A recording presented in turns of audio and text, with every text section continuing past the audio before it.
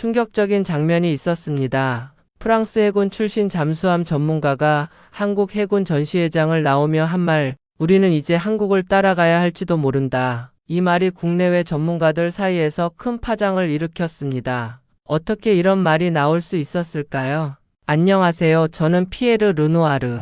프랑스 해군에서 30년 넘게 복무했던 잠수함 운용 및 설계 전문가입니다. 퇴역 후에는 국방 컨설턴트로 활동하며 세계 각국의 해군 전력을 비교 분석하고 있습니다. 그리고 불과 한 달 전 한국 해군의 기술력을 직접 확인해보고 싶은 마음에 서울을 찾았습니다. 이유요? 간단합니다. 최근 몇 년 사이 한국이 SLBM 잠수함 발사탄 도미사일을 성공적으로 발사하고 세계 7번째로 해당 기술을 보유했다는 뉴스를 보고 충격을 받았기 때문입니다. 프랑스는 오랫동안 유럽 내 최상위 해군 기술력을 자부해왔습니다. 저 또한 프랑스제 핵잠수함 르 트리옹팡 프로젝트에 참여하며 전 세계 해군 관계자들의 부러움을 받아왔죠. 그런 제가 한국, 예전엔 잠수함 기술조차 우리에게 의존하던 나라가 이제 SLBM을 운용하고 있다는 사실이 믿기지 않았습니다. 솔직히 말하자면 자존심이 상했습니다. 그래서 직접 눈으로 확인하고 싶었습니다.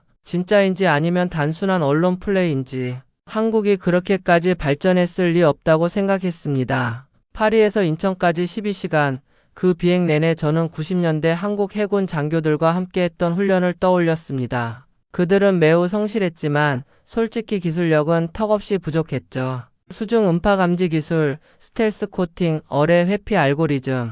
그땐 프랑스 기술자들의 한마디면 메모장을 꺼내던 그들이었습니다. 그랬던 한국이 SLBM을 개발했다고요? 한국 해군 전시회가 열리는 날, 저는 아주 냉정한 시선으로 부스를 둘러보기 시작했습니다. 물론 제 표정은 철저히 전문가답게 유지했습니다. 어디 얼마나 대단한지 보자는 식으로 말이죠. 하지만 저는 몰랐습니다. 그날 전시회장에서 마주할 한국 해군의 현실이 제 모든 자존심을 무너뜨릴 것이라는 걸. 서울국제해양방산전시회 약칭 MADX. 전 세계 해군 관련 기술자와 국방업체 관계자들이 한자리에 모이는 행사입니다. 제가 한국을 찾은 가장 큰 이유이기도 했죠. 국제 행사인 만큼 프랑스, 미국, 일본, 독일 등 세계 해군 기술의 강자들이 모두 참여했습니다. 하지만 그 중에서도 유독 눈에 띈 건 바로 대한민국 해군관이었습니다. 저 사람 피에르 르누아르 아니야? 전시관에 들어서자 몇몇 외국 전문가들이 저를 알아보고 수군거렸습니다. 오랫동안 프랑스 국방부 고문으로 활동했던 저는 유럽 방산계에선 나름 유명 인사였거든요. 그들의 시선을 의식하며 저는 느릿하게 부스를 살펴보기 시작했습니다. 한국이 자랑하는 최신 잠수함 장보고 -III 모형이 전시되어 있었습니다. 저는 무심한 척 가까이 다가갔습니다. 저기요, 이 장보고 -III 잠수함은 어떤 무장을 하나요? 질문을 던졌습니다. 조금은 빈정거리는 말투였죠. 설마 진짜로 SLBM을 실었을까? 그런데 돌아온 대답은 제 예상과는 전혀 달랐습니다. 현재 6기에 SLBM 장착이 가능합니다. 미사일은 자체 개발한 현무 -40 버전으로 정확도는 CP-10M 이내입니다. 탄두 중량은 2톤급이며 수중 사격 시험도 성공적으로 마쳤습니다. 그 말의 순간 저는 눈을 의심했습니다. 수중 사격 시험까지 마쳤다고? 그럴 리가 진짜요? 예, 국방과학연구소에서 공동 개발한 자료입니다. 원하시면 비공개 기술 자료 요약본도 보여드릴 수 있습니다. 그녀는 태블릿을 꺼내 몇 장의 이미지와 데이터표를 보여줬습니다. 그 안에는 제가 과거 프랑스 해군 기술 자료에서나 보던 복잡한 파형 분석과 재원들이 정리되어 있었습니다. 뭐야 이건? 정신이 멍해졌습니다. 실제로 SLBM을 잠수함에서 발사한 나라라면 이건 단순 기술이 아닙니다. 완벽한 함정 마이너스 미사일 통합 운용 능력이 있다는 뜻입니다. 즉, 한국은 해군 전략의 가장 핵심 기술을 이미 실전 수준으로 끌어올렸다는 얘기였습니다. 그리고 그 옆 또 다른 부스에서는 수직발사관에서 쏘아올린 한국형 함대공, 미사일 L-SAM 해상형이 소개되고 있었습니다. 저는 슬며시 주위를 둘러보며 다른 나라 전문가들의 반응을 살폈습니다. 독일 해군 출신으로 보이는 백발의 사내는 사진을 연신 찍으며 감탄했고, 싱가포르 대표단은 진지하게 기술 협력 문의를 하는 중이었습니다. 이게 현실이라고? 머릿속이 혼란스러워졌습니다. 겨우 20년 전만 해도 한국 해군은 프랑스제 소나 시스템을 들여다보며 열등감을 감추지 못했었습니다. 그런데 지금은 잠수함을 자체 설계하고 SLBM까지 탑재한 체계적 무기 시스템을 가지고 있었습니다. 그날 오후 한국 해군의 실무 책임자라는 인물이 저를 직접 찾아왔습니다. 르누아르 선생님, 저희 기술에 대해 궁금하신 게 있다면 직접 안내해 드리겠습니다. 자기소개를 하는 그 목소리엔 자신감이 묻어 있었습니다. 저는 피식 웃으며 말했습니다. 그럼 저 함정 정확히 어떤 설계를 기반으로 만들어졌는지 설명해 보시죠. 그의 답변은 완벽했습니다. 선체 재질, 충격 흡수 구조, 스텔스 설계, 소음, 저감 기술까지 너무도 세밀하고 자신감 있게 설명하는 그 모습을 보며 문득 예전 한국 해군 기술자들과 비교되기 시작했습니다. 그들이 그렇게 배우던 이유, 지금 생각해보면 명확했습니다. 배우기 위해서가 아니라 뛰어넘기 위해서였던 거죠. 설명을 마친 한국 해군의 책임자는 저를 해군 전략 체계 전시관으로 이끌었습니다. 이곳에는 단순한 무기뿐만 아니라 한국 해군의 지휘 통제 시스템, 해양 감시망, 전자전 체계 등이 시뮬레이션 형태로 전시되어 있었습니다. 여기는 저희 통합 전장 관리 시스템이 시연되는 공간입니다. 인공지능 기반의 상황 예측 알고리즘이 실시간으로 위협을 분석하고 최적의 대응 방안을 제시합니다. AI 기반 전장 관리 시스템, 그건 아직 프랑스에서도 시험 중인 기술이었습니다. 게다가 설명을 들어보니 이 시스템은 미국과 공동 개발한 이저스 시스템, 일부 기능을 참고하면서도 독자적으로 최적화되었다고 했습니다. 그럼 혹시 이 시스템으로 SLBM 발사도 연동되어 있습니까? 예, 물론입니다. 잠수함과 구축함, 해상 초계기, 인공위성까지 연동되어 실시간 작전 수행이 가능합니다. 저는 자리에 앉아 화면에 띄워진 시뮬레이션을 바라봤습니다. 동해에서 발사된 SLBM이 적국 내륙의 목표 지점에 정확히 명중하는 모습, 대응 시간, 탄도 계산, 회피 기동까지 너무 정교했습니다. 눈앞에서 벌어지는 이 모든 것이 영화가 아니라 실제 기술이라는 게 믿기지 않았습니다. 혹시 이 시스템 외국에도 수출하실 계획입니까? 제가 물었고 그 책임자는 살짝 미소를 지었습니다. 이미 몇몇 국가와 협의 중입니다. 다만 핵심 알고리즘은 절대 외부에 공개되지 않습니다. 그 말에 저는 다시 한번 놀랐습니다. 단순한 기술 수출국이 아니라 보안 수준까지 통제하는 원천 기술 보유국이라는 뜻이었습니다. 갑자기 떠오른 기억. 2002년 서울 해군기술 세미나에서 발표하던 저를 향해 조용히 다가와 질문하던 한국 해군 소령의 모습이 떠올랐습니다. 선생님, 그 음파 회절 알고리즘을 응용하면 수중 음향 회피 장치로도 쓸 수 있습니까? 그때 저는 웃으며 대답했죠. 그건 우리 프랑스 기술이니까 쉽게 흉내낼 수 없을 겁니다. 하지만 지금 제 눈앞에 있는 이 시스템은 바로 그 원리와 닮아 있었습니다. 그 질문, 복제하려던 게 아니었군. 그들은 이미 새로운 걸 만들고 있었던 거야. 심장이 뛰기 시작했습니다. 자존심이라는 단어가 제 가슴을 찌르는 느낌이었죠. 이토록 발전한 한국을 내가 너무 가볍게 본 것은 아닐까? 아니, 너무 늦게 인정한 것은 아닐까? 그리고 결정타가 찾아왔습니다. 선생님, 오늘 저녁엔 저희 해군작전사령부의 작전 시뮬레이션 센터를 비공개로 보여드리겠습니다. 이건 외국 전문가 중에서도 선별된 몇몇 분만 보셨습니다. 저는 무의식적으로 고개를 끄덕였습니다. 그날 저녁 시뮬레이션 센터에서 저는 마치 미래 해군의 모습을 보는 듯 했습니다. 자율운항 수상정, AI 정찰 드론, 심해 탐사 유닛 그 어느 하나도 이질적이지 않았고 설명 하나하나가 납득이 갔습니다. 그렇게 한국 해군 전력의 현재와 미래를 보고 나오는 순간 저는 느꼈습니다. 내가 틀렸다. 프랑스 해군이 따라가야 할 미래는 지금 한국에 있을지도 모른다. 그날 밤 저는 호텔방으로 돌아와 잠을 이루지 못했습니다. 하루 종일 마주한 현실은 제 머릿속을 혼란스럽게 만들었습니다. SLBM AI 전장 시스템 통합 작전 체계. 이 모든 것이 불과 20여 년 전까지는 상상도 할 수 없었던 한국 해군의 모습이었기 때문입니다. 하지만 실전은 다르지. 실전 경험 없는 기술은 결국 공허한 이론일 뿐. 저는 스스로를 다독이며 마지막 희망을 붙잡고 있었습니다. 기술은 좋아 보였지만 한국은 아직도 실전을 겪어보지 못한 군데 프랑스 해군처럼 해양 분쟁, 작전, 전투를 통해 수없이 현장에 투입된 경험이 없다는 점이 제 자존심의 마지막 보루였습니다. 그런데 다음날 아침 저를 기다리고 있던 김진수 중령이 말했습니다. 오늘은 조금 특별한 장소로 모시겠습니다. 한국 해군의 실전 훈련 현장을 참관하실 기회가 생겼습니다. 실전 훈련? 갑작스러운 제안에 마음이 복잡해졌습니다. 그러나 전술가로서 이건 절대 놓쳐선 안 될 기회였습니다. 그래서 동행했습니다. 우리가 도착한 곳은 동해에 위치한 비공개 해군기지.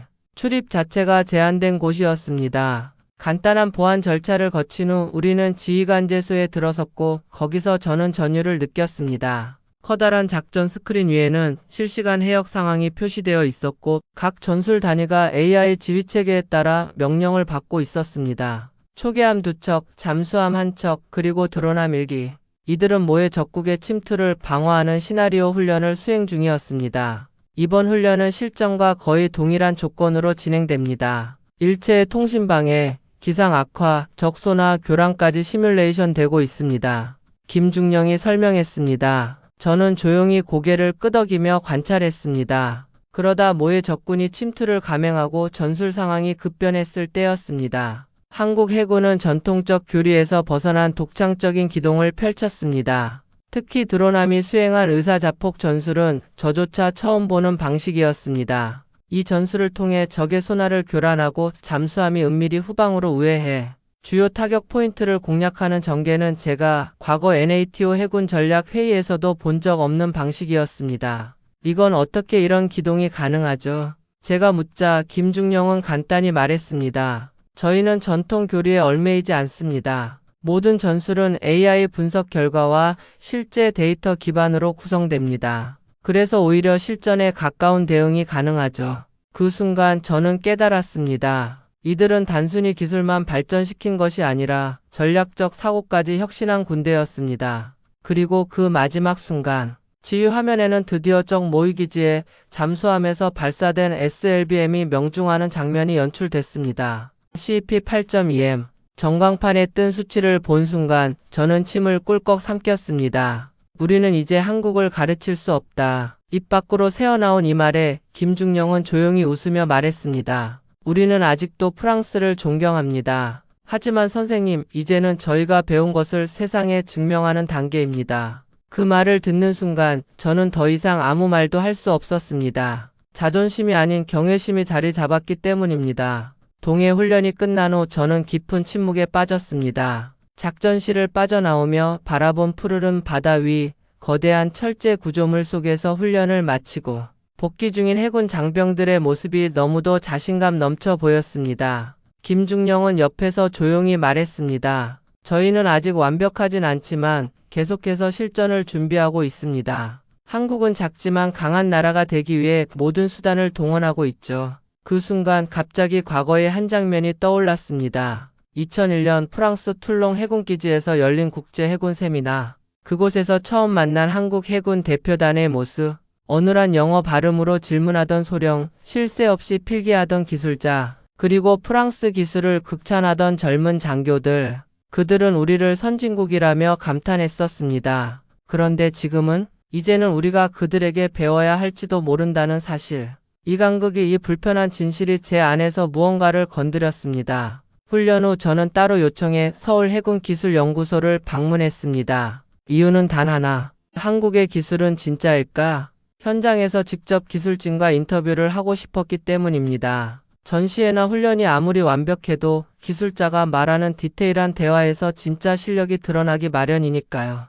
연구소에서는 40대 중반의 책임 연구원이 나와 저를 맞이했습니다. 놀랍게도 그는 유창한 불어로 인사를 했습니다. 르누아르 선생님, 제가 해군 장교 시절 프랑스에서 유학하며 선생님 논문을 수없이 읽었습니다. 오늘 직접 뵙게 되어 영광입니다. 그 말에 저는 말을 잃었습니다. 그가 내 제자였던 셈입니다. 그리고 더 놀라운 건 그가 곧장 기술에 대한 토론을 시작했을 때였습니다. 선생님의 1998년 발표 논문 중 기동 중 선체 공명, 최소화 방안에 대해 연구하면서 저희가 자체적으로 한 가지 보완점을 찾았습니다. 그러고는 실제 설계 변경된 소나 구조와 수치 모델을 보여줬습니다. 그건 내 논문보다 더 정교하고 실전 적용성이 높아 보였습니다. 그가 덧붙였습니다. 처음엔 흉내 내는 수준이었지만 지금은 우리가 더 멀리 보고 있습니다. 순간 가슴이 먹먹해졌습니다. 내가 한때 지켜왔던 자존심이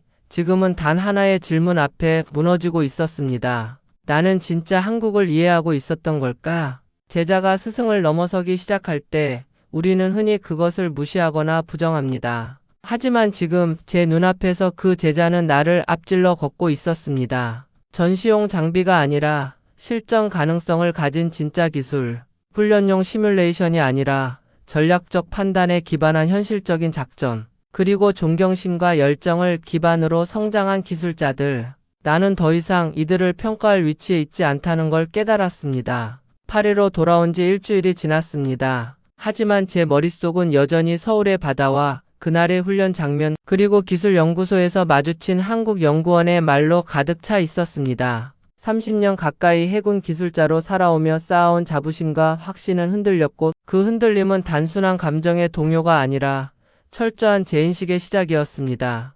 프랑스 국방부에서 열린 내부 보고회의. 제가 한국 출장 결과를 발표하는 자리에 참석한 군 고위 관계자들은 다소 긴장한 눈빛으로 저를 바라보고 있었습니다. 그들은 제가 한국의 약점을 들고 와줄 거라고 기대했겠죠. 하지만 저는 그렇게 하지 않았습니다. 존경하는 여러분, 한국은 더 이상 90년대의 한국이 아닙니다. 첫 마디를 뱉는 순간 회의실 안 공기가 달라졌습니다. 저는 이어서 KSS-III 장보고급 잠수함의 운영체계, SLBM 실전 통합 시스템, AI 전장관리체계, 그리고 실제 훈련 사례까지 조목조목 설명했습니다. 그리고 말했습니다. 우리는 과거 한국에게 기술을 가르쳤습니다. 그러나 지금은 배워야 할 시점입니다. 그들은 기술뿐 아니라 전략, 운영 개념, 그리고 의지까지 우리를 뛰어넘었습니다. 이건 위기가 아니라 우리가 다시 나아갈 기회입니다. 회의실은 침묵에 잠겼습니다.